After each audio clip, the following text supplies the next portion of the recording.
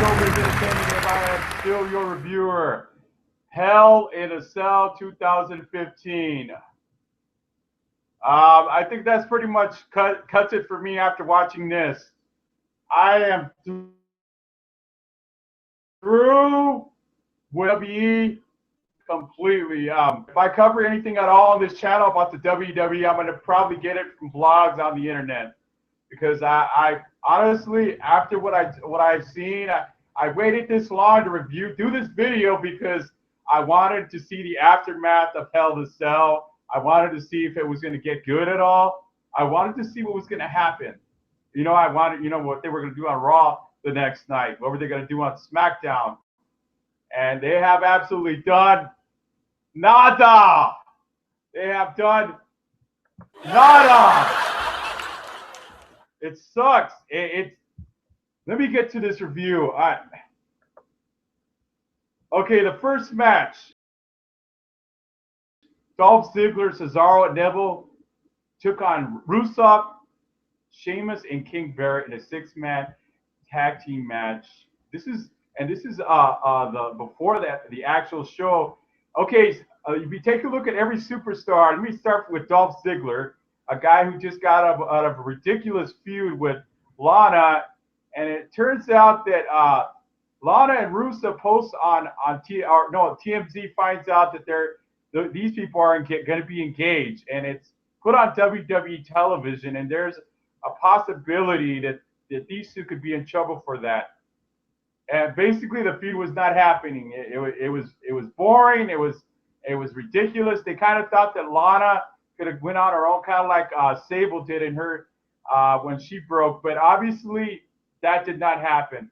I think Lana has a lot of potential to go out on her own. I think she has smart. She's smart. She's beautiful. She's got the look. She's got the skills, and I'm sure she does. They're training her.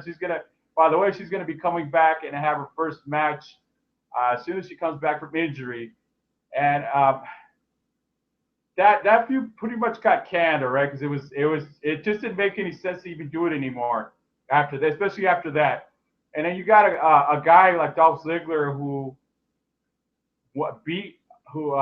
just last year had won Survivor Series, had defeated the top dog right now, and it's not Brock Lesnar, Seth Rollins. And look what happened.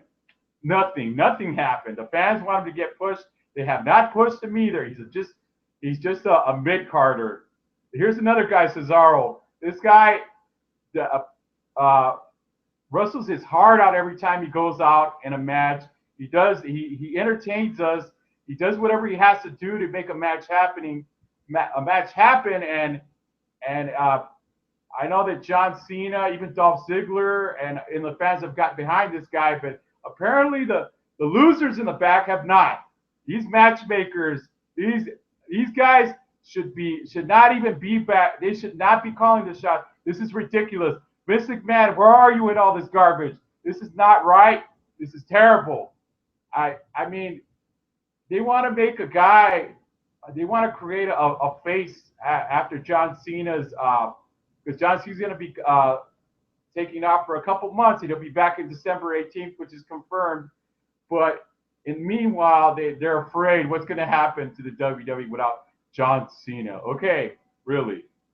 All right, so I don't get it. And then here's another guy, Neville, who was close to beating. They made it known that he could have beat Seth Rollins in a world title match earlier in the year, but apparently not. That's another guy that should be pushed. Rusev, a guy that had an undefeated streak in the beginning. And look at him now. Now he's just a shameful mid-carder getting beat daily now. Sheamus, Money in the Bank winner, who's supposed to cash in on his Money in the Bank contract. Where the hell is that? What are they doing with that? Nothing. And now they think it's a great idea for him and him and King Barrett to team up in a tag team. But where does that leave the Money in the Bank contract, which he hasn't cashed in? And King Barrett, an obscure guy, another guy potential of being a top heel in the WWE, as well as Sheamus and King and Rusev, but These losers in the back don't know how to do the matches. They keep doing the same match. Basically, it's a recycled match from Raw, which the heels won and the good guys win in this match. That's pretty much it. Okay, probably one of the most interesting stories of the night, which is Alberto Del Rio coming out with Zeb Coulter in one of those mobility chairs and defeating John Cena. And it came as a sudden defeat, in my opinion, for the United States because he's doing his United States Open Challenge. And it just came abrupt because okay, they can't cram this in like maybe 2.5 hours, almost 3 hours. So they figure they got to make these matches a little bit short to kind of make, for the sake of time. But honestly, this is unexpected. I know that Alberto Del Rio was involved with AAA and he was still under contract with them. But as I found out, the juicy scoop that Vince McMahon paid him millions upon millions of dollars to come back. And that's the first absolute time I've ever seen a wrestler still in a federation and being taken leave. And of course, it was probably done in mutual circumstances, leave like that. And it's just an amazing thing. And they paid him a buttload of money. So and him with Zeb Coulter, that doesn't sit well with me. Not because it has anything to do with the past storyline of Zeb Coulter being a real American. We the people. He was a racist. He was talking about Alberto Del Rio, and now he's coming out with Alberto Del Rio, and talking about his Mexican heritage as a good thing. That's great. I like it because storylines like that of being racist is if you guys seen, if any of you guys been watching wrestling as long as I have, which you remember Sergeant Slaughter, he got death threats for his storyline against America. So I'm sure that for the safety of Zeb Coulter, whose real name is Dutch Mantel, to get out of that storyline as soon as he can before he's jumped. Because in light of all the different people that have been coming into events and trying to jump different superstars, mostly it's been the Shield mostly, but I think for his safety, his own safety, take him out of that controversial storyline he was in. Next match, Roman Reigns versus Bray Wyatt in Hell in a Cell. Okay, Hell in a Cell is a match where you expect, and you know it's going to happen. You know there's going to be some blood involved, okay? You know the blood's going to run, the blood's going to flow. But apparently in this match, some blood did flow from Bray Wyatt, atop of Bray Wyatt's head. I can't tell what kind of a cut it was or anything like that. The match, this match was actually really good. I enjoyed it. It was exciting. It was everything minus the blood though. But it was very exciting. I liked it. I thought it was. I loved the way Roman Reigns went through the tape. He did that spear and knocked Bray Wyatt through the table. I like when Bray Wyatt does, of course, that what do you call it? That choke slam or sidewalk slam into the table. Also, that was memorable. I mean and you've seen when he tried to use the match ends when he tries to use one of those kendo sticks and tries to run Roman Reigns face into it. Instead, his eye gets run into it. Obviously, for his own safety, he's not gonna get his eye.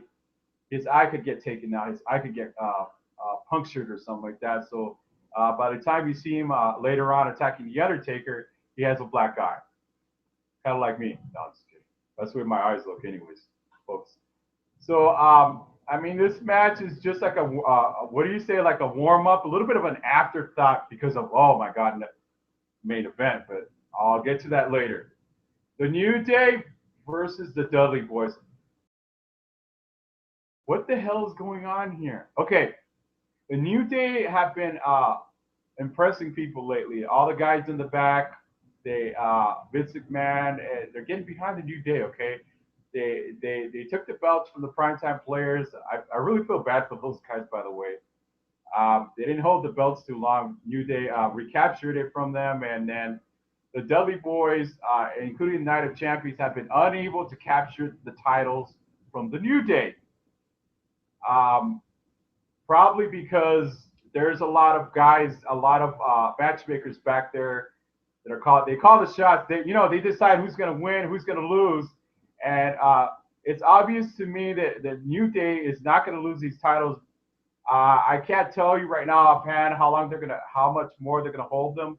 But if I find out, if you're interested in all, honestly, I like the New Day, and but at the same time, it's getting kind of old a little bit with them already. I mean, even though they're doing their best to entertain us, and I think it's funny at times. It's also obnoxious at times. Minus Xavier Woods, the X-Man, he's not there. Because he got put through a table on Raw, so he's not there.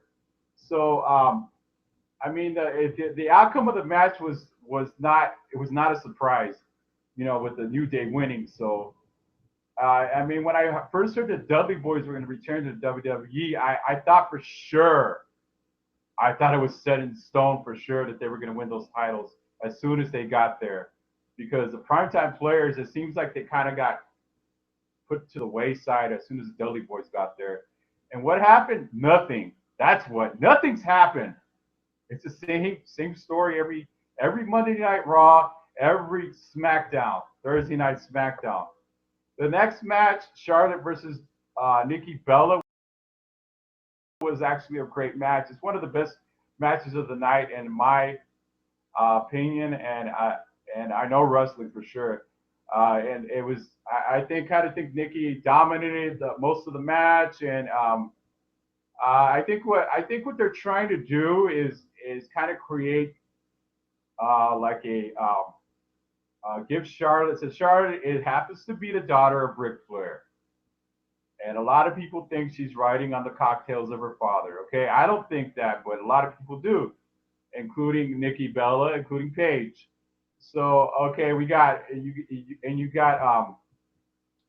Becky Lynch by her side, and you got Team Bella with Alicia Fox and Brie. So the outcome of this match, it was not surprising to me really. I mean, there was a chance that maybe Nikki might become champion again, but it had already been set in stone that she was going to lose the title to Charlotte eventually, and she was not going to be able to get it back, maybe in a later date.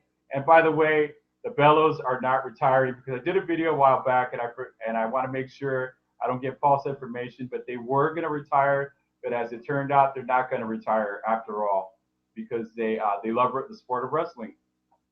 And basically, Nikki dominated most of the match, and Charlotte, every time I see her in a match, more and more she seems more like Ric Flair. Because when I would watch Ric Flair in a match, whether it be against Lex Luger or Sting or anybody else, I would usually hear this: "Oh God, oh God, ah!"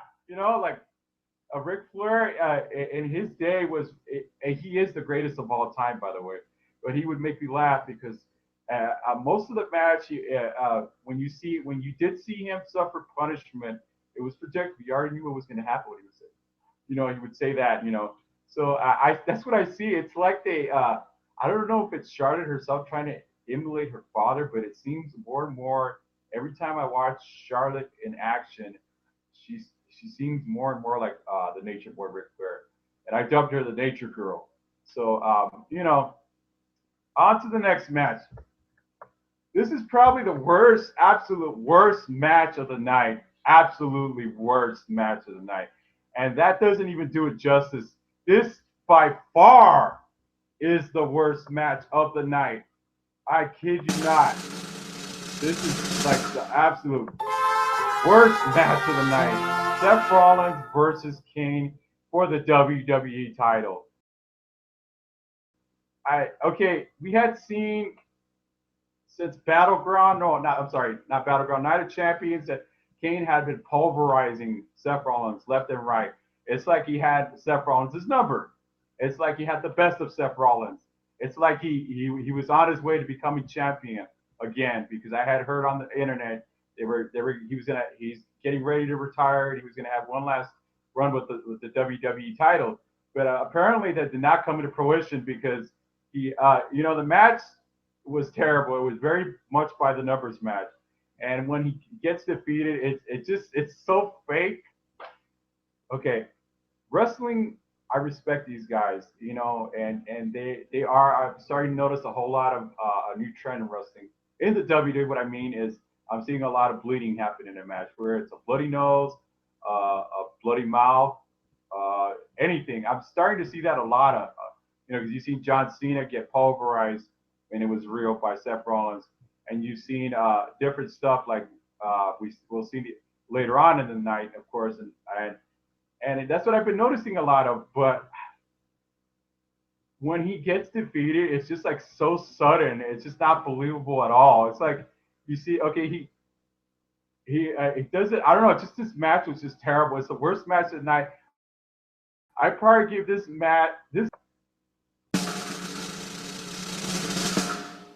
candidate of the year for worst match. I kid you not.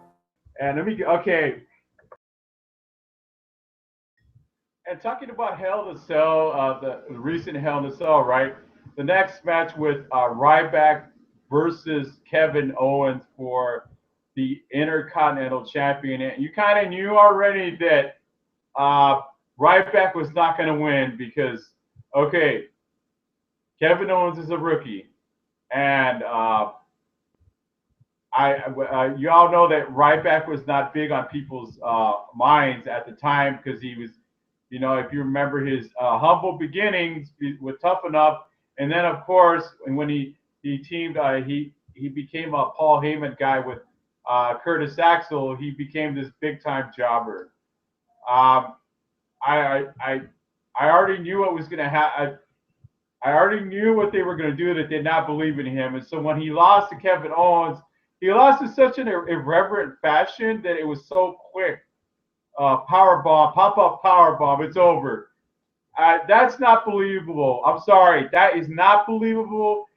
I didn't see Ryback losing to this guy. It's just not going to happen.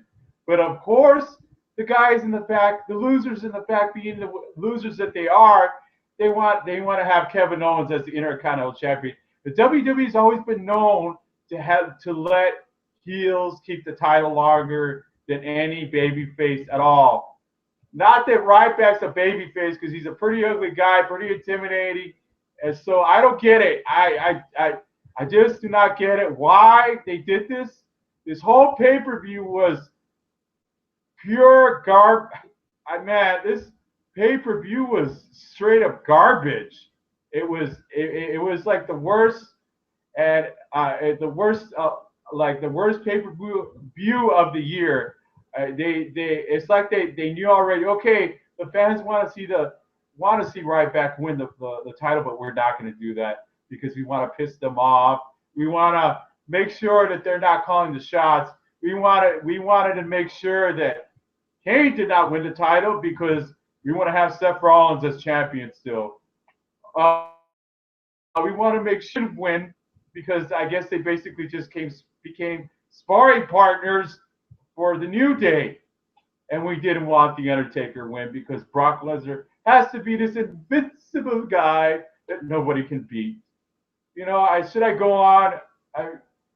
This match between Ryback and Kevin Owens was garbage. It was not good. I didn't like it. It's not. That's why people say that wrestling's fake because the way it was done, the same way with the Seth Rollins and Kane match, it was not believable. How could you think that this guy was going to win the match and maybe 8 minutes long, an 8-minute long contest that he was going to win that just like that? No, that's just not believable. That's why people do not like there's a lot of naysayers about wrestling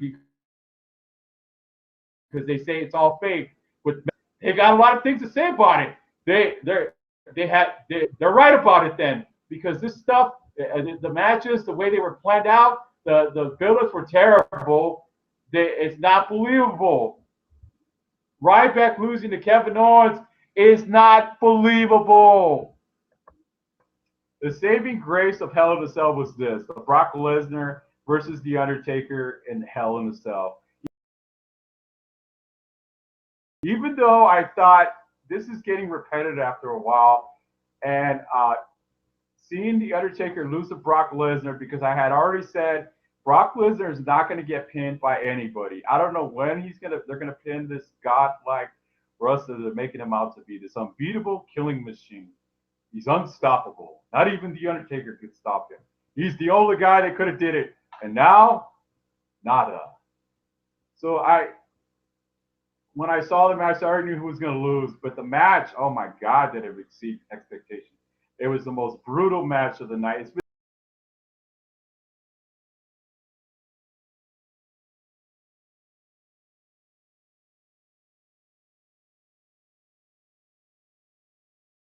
It's the most brutal match in recent memory.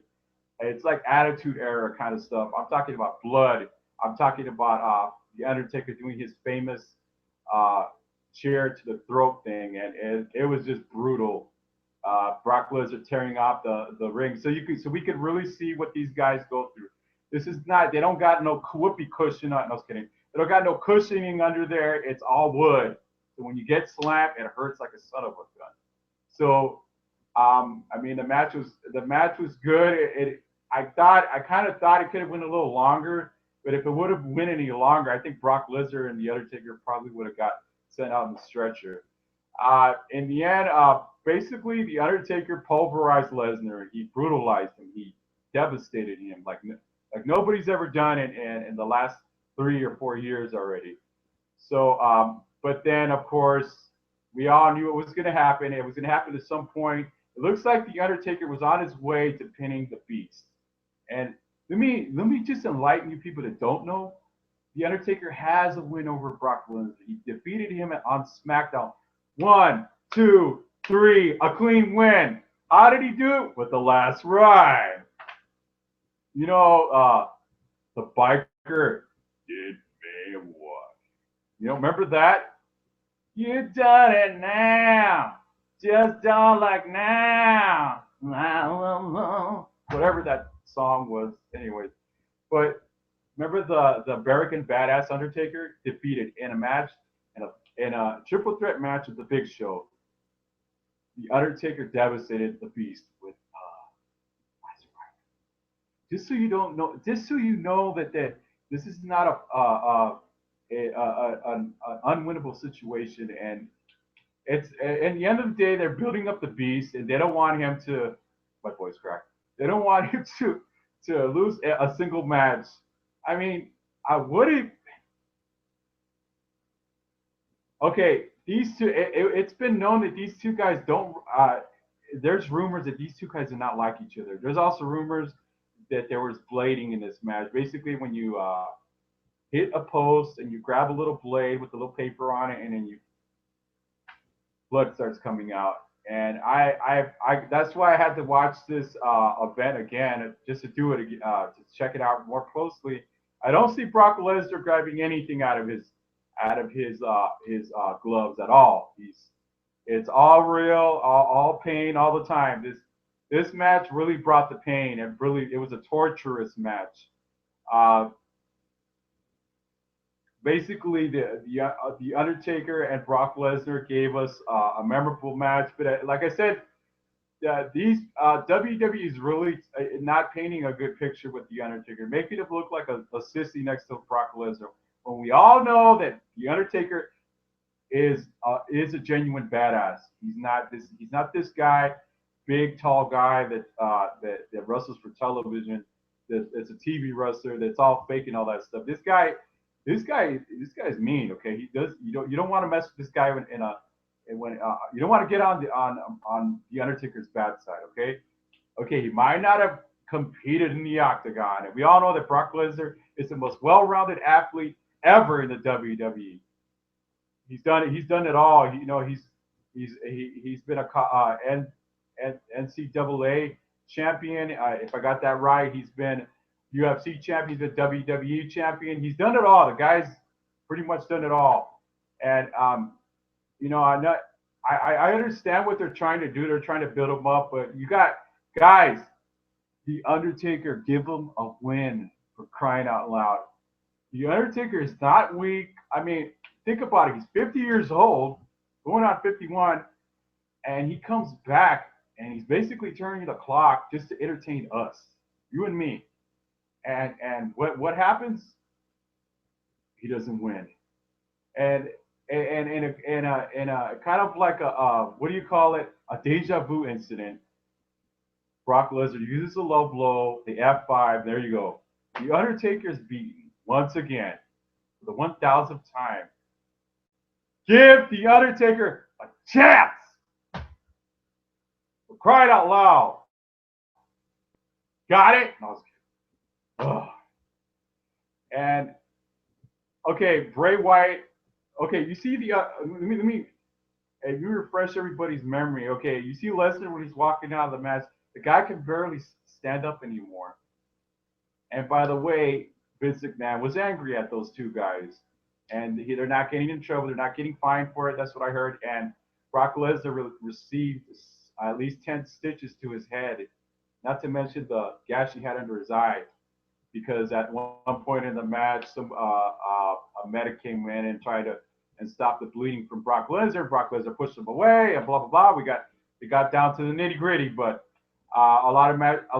I mean, if they would have let these two guys really go at it, God knows what would have happened. But it was a great match. It was the best match of the night. I mean, there was a couple of good matches, not much. It wasn't a lot to go by, really. And, of course, Bray Wyatt and Braun Strowman and Luke Harper and Eric Rowan show up. Walk off with you. Beat down The Undertaker. Walk off with him. And now Bray Wyatt is feasting on The Undertaker. So, you know, he's feasting on The Undertaker. So.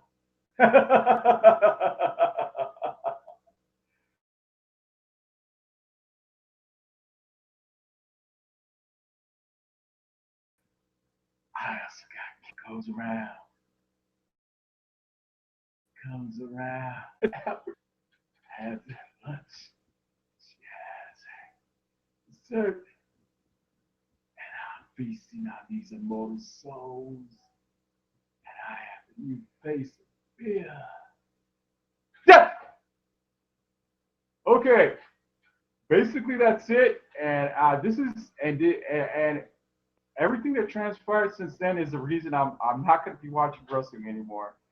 The only way I would come back and one more thing. If you guys don't remember, The Undertaker pointed at Brock as he was walking out when Brock was walking out with a sick little smile of satisfaction on his face. So meaning this is not going to be the final chapter of these two guys, because this cannot end this way. People, Brock cannot this is not going to end this way. It's not. These two guys, this is probably the only match I've ever seen that's there's really some true animosity going on. There's a true professional jealousy going on. So hopefully these guys will use their head and let The Undertaker get this guy once and for all. And but like I said, after all this stuff that I saw on the pay-per-view, it's like they went out of their way to piss us off. They went out of their way to piss us off in this pay-per-view.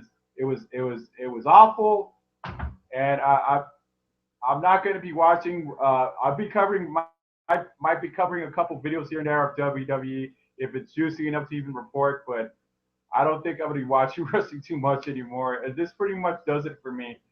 I retired. I'm announcing my retirement for watching wrestling, because as you can see, it sucks. It's predictable. It's run by a bunch of incompetence. The matchmakers are terrible. The storylines are repetitive, are boring. They're not pushing the right guys. WWE push Cesaro, push Dolph Ziggler, push Rusev, push Sheamus, for crying out loud. Neville. And that's all I gotta say about this. It's a waste of time to even.